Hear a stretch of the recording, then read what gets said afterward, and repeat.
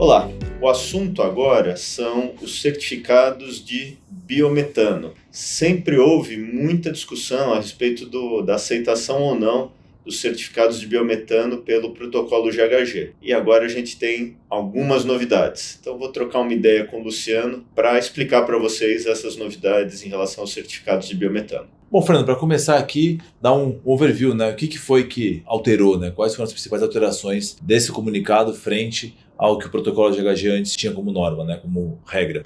A última informação que a gente tinha, isso do comecinho de agosto, era que existia um documento do protocolo GHG chamado Uso da Terra e Remoção de Carbono, que tinha um anexo, se não me engano era anexo B, que dizia lá que só era admitido o reporte de biometano para o biometano entregue fisicamente. Ou seja, aquela empresa que estava na ponta de um duto onde teria biometano com gás natural, deveria reportar baseado na média desse duto, se tivesse isso disponível, ou baseado como 100% de consumo de gás natural, numa postura mais conservadora. Essa era a posição oficial do protocolo GHG num documento de rascunho, num draft, mas era a posição até o comecinho do mês de outubro. Mas isso mudou. Mudou ao ponto de o protocolo GHG retirar esse anexo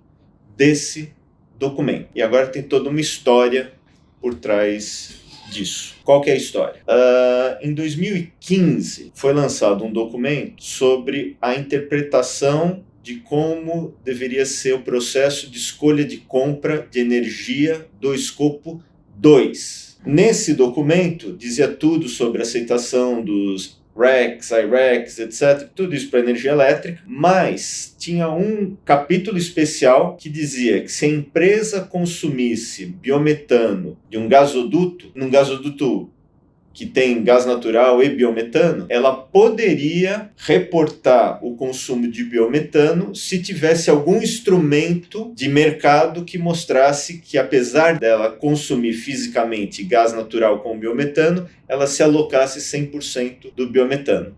Então, esse documento, durante vários anos, guiou o mercado de certificados de biometano.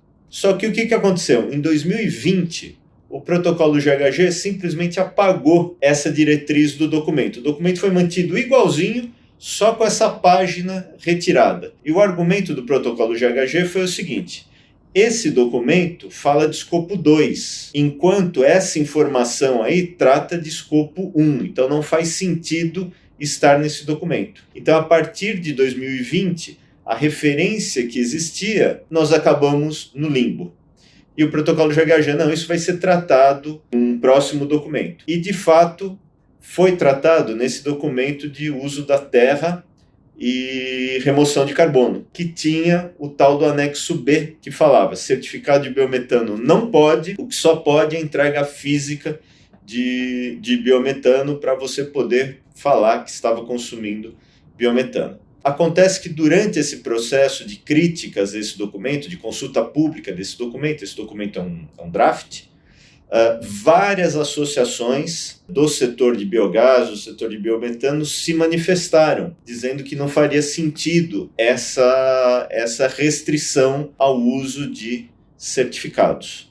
Como resposta a essa onda de sugestões, de críticas da consulta pública, inclusive a World Biogas Association, junto aqui no Brasil a Biogás também colocou essa posição, o protocolo GHG, o WRI, resolveu falar o seguinte: não, vamos tirar esse anexo B, não vamos falar mais nada sobre biometano. Por quê? Porque nós estamos escrevendo uma revisão sobre o documento de uso de instrumentos de mercado para dar garantia de origem a vários insumos, energia elétrica, e vamos incluir certificados de biometano nesse documento. Então, não se espera nenhum documento novo sobre biometano, pelo menos até 2024. Muito bom. Mas assim, essa parte dos certificados, então, o GHG define se isso vai ser só para gasoduto ou não, ou se isso vai ser mais amplo, como o nosso certificado faz, né, com a parte de book and claim, balanço de massa, ou ficou mais restrito? Bom, na verdade, o documento do protocolo GHG deixa solta o uso dos certificados. Porém, esse comunicado do protocolo GHG, ele dá algumas diretrizes sobre empresas que usam certificados, o que elas deveriam fazer. Então, um dos tópicos que ele coloca uma situação de interpretação que só se aplicaria, que a princípio se aplicaria para gasodutos. Mas como não é um documento, não é um guia oficial, é só um documento de explicação, a resposta formal a gente tem que esperar quando sair esse instrumento, esse documento de interpretação do escopo 2 e de uso de instrumentos de mercado, que vai ser um negócio mais amplo. Muito bom. Agora sim, na parte de emissões. Quais são as emissões que eu tenho que reportar? Porque eu vi que o GHG colocou ali algumas emissões, né, específicas. Então, quais são elas, né? Como talvez fazer esse reporte, considerando, né, o uso de certificados? Exatamente. Então, vamos dizer que eu recebo um certificado de biometano, eu estou num duto, num gasoduto, mixado de gás natural e biometano, e eu tenho certificados de origem de biometano. O que o protocolo GHG coloca? Vamos dizer que esse certificado aqui tem o fator de emissão do biometano, tem a origem do biometano e a quantidade que eu comprei de certificado. Primeiro, você precisa reportar toda a emissão biogênica do biometano. Então, isso, por exemplo, pode ser feito por meio da ferramenta do protocolo GHG do Brasil, aquela planilha Excel. Se você coloca lá biometano, você vai saber qual é a parcela biogênica. Praticamente 99,5% das emissões do gás natural fóssil é igual à emissão de biometano, só que na parte biogênica. Então, esse é o primeiro item. Segundo item, tem algumas emissões menores residuais que representam em relação ao gás natural menos de 1%, que são emissões de CH4 e N2O, que devem ser reportadas. Então, apesar de você poder ter certificados, você vai precisar reportar as emissões que são baixas, mas não são zero. Não é impossível ter emissões zero pelo consumo de biometano. É uma emissão muito, muito baixinha. Menos de 1% das emissões equivalentes do gás natural. Mas aí, por exemplo, eu recebi nesse certificado de biometano, alguns programas no mundo têm isso, a intensidade de carbono na produção desse biometano. O que eu posso fazer com essa informação? Posso usar este fator em substituição ao fator de queima? Não. Esse fator é um fator relativo ao insumo que você está comprando. Então, é a emissão de ciclo de vida de um insumo. Então, essa emissão tem que ser jogada lá, se você quiser reportar, você vai jogar ela lá para o escopo 3. Outras emissões relativas ao uso de energia, por exemplo, pode ser colocado lá no escopo 3. Então, essas são as diretrizes do protocolo GHG. Legal. E aí, muita empresa, pelo que a gente tem acompanhado, às vezes fala da intensidade de carbono como sendo algo que eles querem utilizar para fazer a substituição, né, do que eles têm ali, por exemplo, de escopo 1.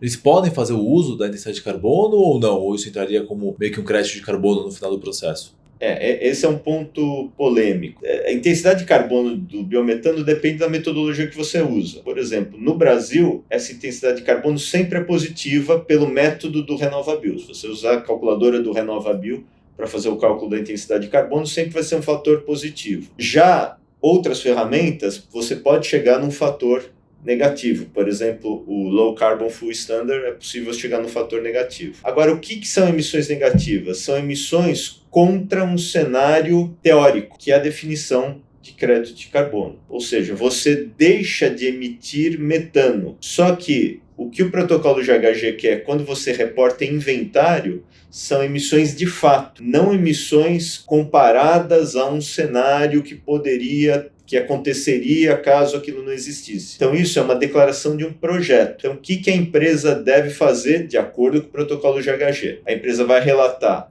no escopo 1 as emissões de queima, que são as emissões biogênicas, grandonas, mas que são de fator natural, e as emissões não biogênicas, que é CH4 e N2O, no escopo 1. E jogar para o escopo 3 a avaliação de ciclo de vida de fatos. Para as eventuais reduções de carbono decorrentes da fabricação daquele insumo, isso pode ser reportado, mas não no escopo 1, 2 ou 3. Isso aí vai ser reportado num campo qualitativo, onde você vai reportar aquilo como se fosse uma medida de um projeto, como se fosse um projeto ligado à produção de biometano. O protocolo GHG tem as dicas de como fazer isso.